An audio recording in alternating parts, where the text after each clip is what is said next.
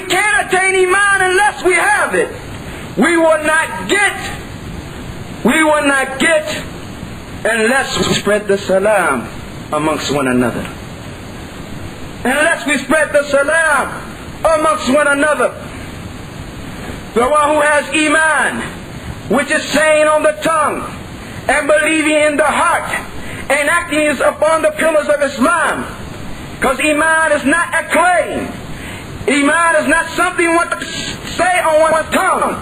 But Iman is that which is stated on the tongue, believed in the heart, and then applied.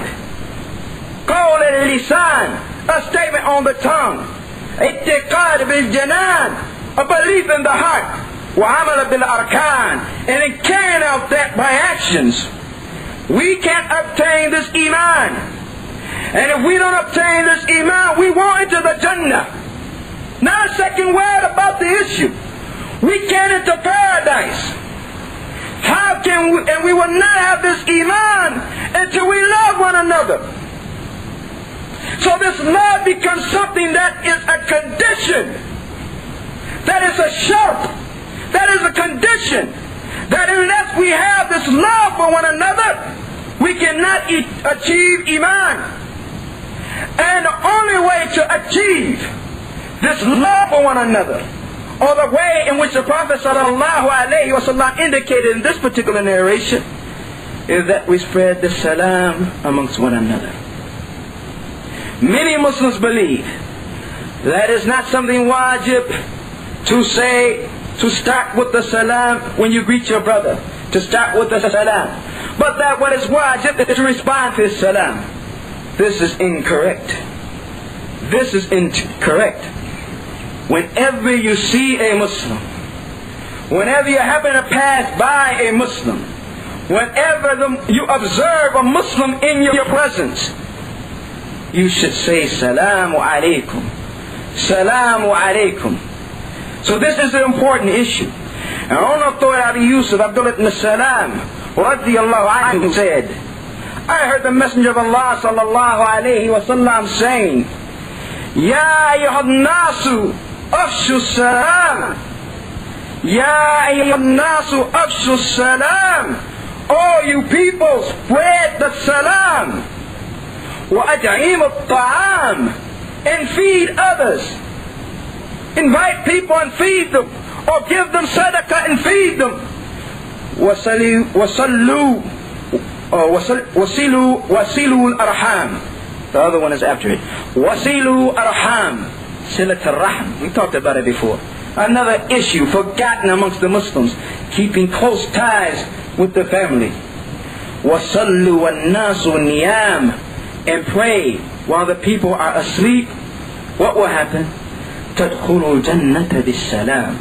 You will enter the paradise in peace.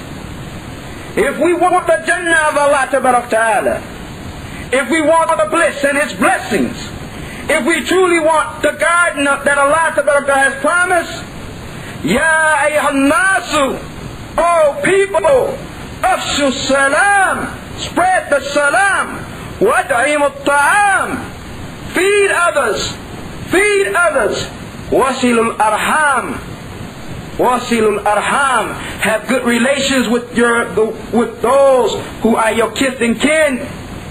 Wasallu wan-nasu niyam, pray while the people are sleeping.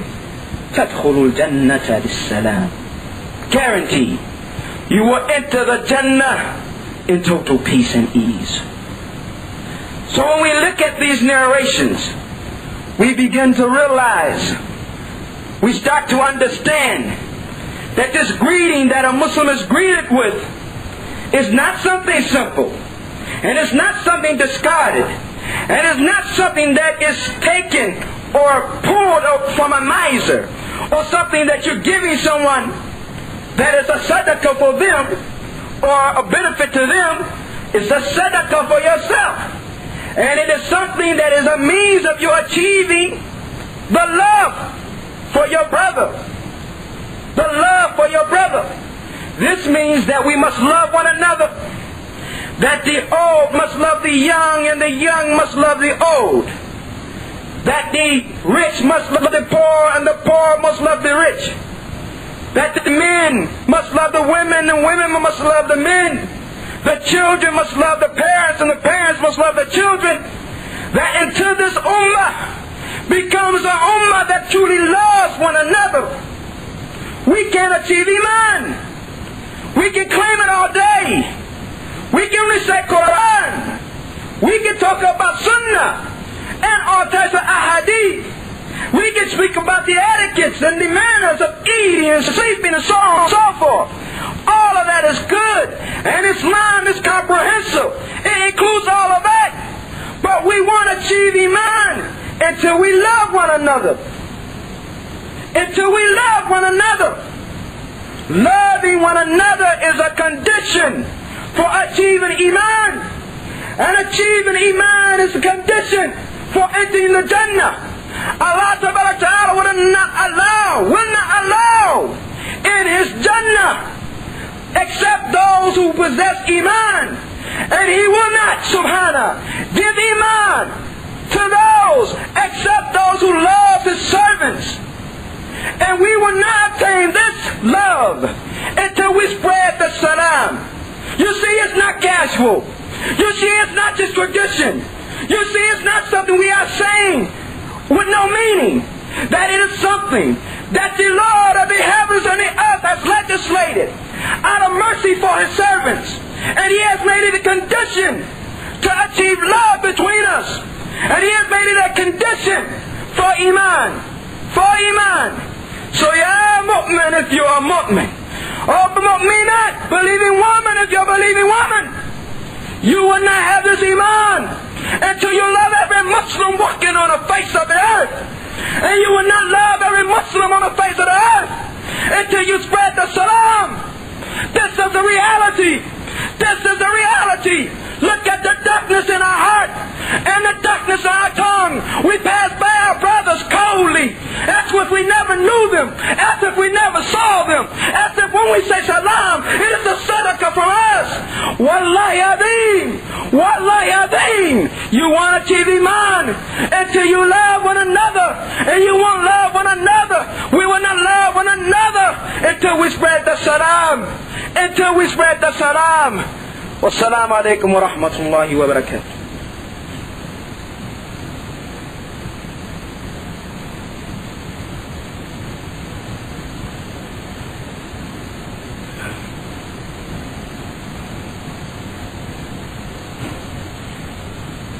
Bismillah, alhamdulillah, wassalatu wassalam ala rasulillah wa ba'd.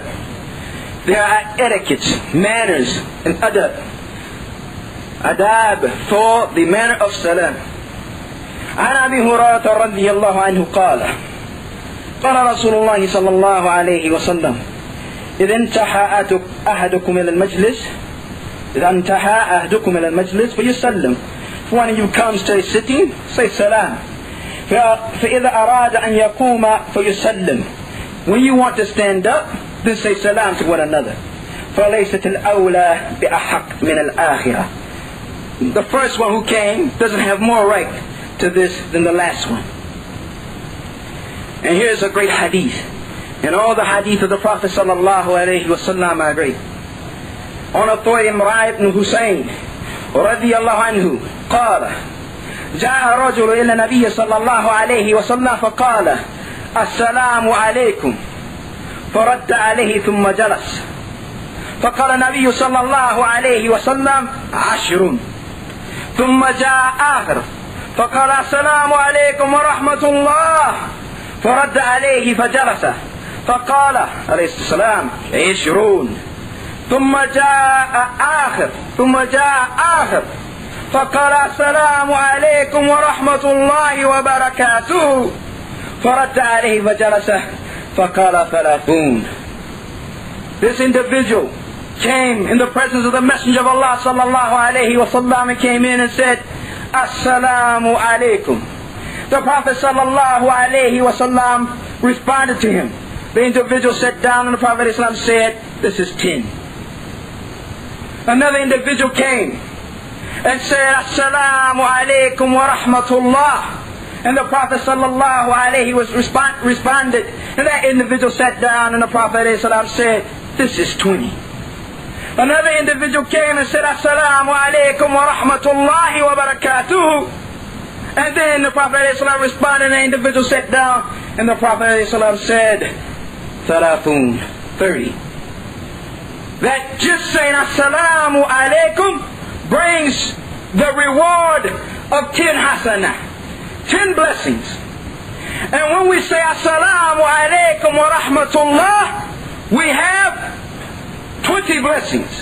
And when we say Assalamu alaikum wa rahmatullahi wa barakatuh, we have obtained 30 blessings. So the more we greet, that which we add to our greeting, the warmer our greeting is, we will get more reward. We will obtain more reward. This is a great hadith. This is a great means of achieving blessings from Allah Ta'ala. Something light on the tongue. Something that doesn't require much effort. Just to know, to say Assalamu alaikum wa rahmatullahi wa barakatuh. And since we have already spoken about the fact that is haram, it is forbidden for you to greet a Muslim, with less than he greets you with. Based on the ayah that we mentioned. If you are greeted with a greeting, greet with that which is similar or better. So your brother comes to you and he says, Assalamu alaikum wa rahmatullahi wa barakatuh. And you say, Assalamu alaikum wa alaikum salam. This is not permissible. You have to say that which is equal or better. Say that which is mithl or ahsan. That which is equal or better. So this requires what? That we pay attention to one another. Because if we're not concerned with our brothers saying to us, we can miss some great blessings, and at the same time, we will be falling into something haram. So the Muslim says, Assalamu alaikum. Well, you want more blessing. He got 10 when he greeted you. You want more, because we are competing for the Jannah of Allah Ta'ala. We are in a race for the paradise of Allah Ta'ala. And we won't accept that which is less. We don't want that which is less. We will do as much as we can to please Allah Subhanahu wa Ta'ala. So he says, Assalamu alaikum. So you greet him, wa alayka assalam wa rahmatullahi wa barakatuh. He had 10 and you got 30. He says, Assalamu alaikum wa rahmatullah. You say, I'm doing you one better. Wa alayka assalam wa rahmatullahi wa barakatuh. He says, Assalamu alaikum wa rahmatullahi wa barakatuh. The ayah says, greet with what is similar or what is better. You haven't been outdone. Wa alayka assalam wa rahmatullahi wa barakatuh wa maghfiratuhu. And it can go on endlessly. And each time you are getting 10 blessings added to your reward. 10 more. So we must do this. There is an issue of who has the right to say salam to who. This happens a lot amongst the Muslims. I saw the brother and the brother didn't greet me. Or I saw the brother, he didn't say anything, so I didn't say anything. عن أبي هريرة رضي الله عنه أن رسول الله صلى الله عليه وسلم قال يسلم الراكب على الماشي. The one riding says salam to the one walking. He starts it. والماشي على القاعد. And the one walking upon the one sitting. والصغير على الكبير. And the young person to the elder. See how our deen is. Clarifies us every issue. Clarifies for us every issue. We're left with no excuse but just to submit and just to carry out the order. I'm riding, my brother's walking. I don't just pass him by, or I don't wait for his salam. Since the Prophet said, Yusallimu rakibu ala al-mashi, that the one riding says salam to the one walking, I start first. Assalamu alaikum wa rahmatullahi wa barakatuh. And if I'm walking and my brother is sitting, I start first, because Mustafa sallallahu alayhi wa sallam said, وَالْمَاشِي عَلَى الْقَائِدِ, and the one walking upon the one sitting. And in this narration,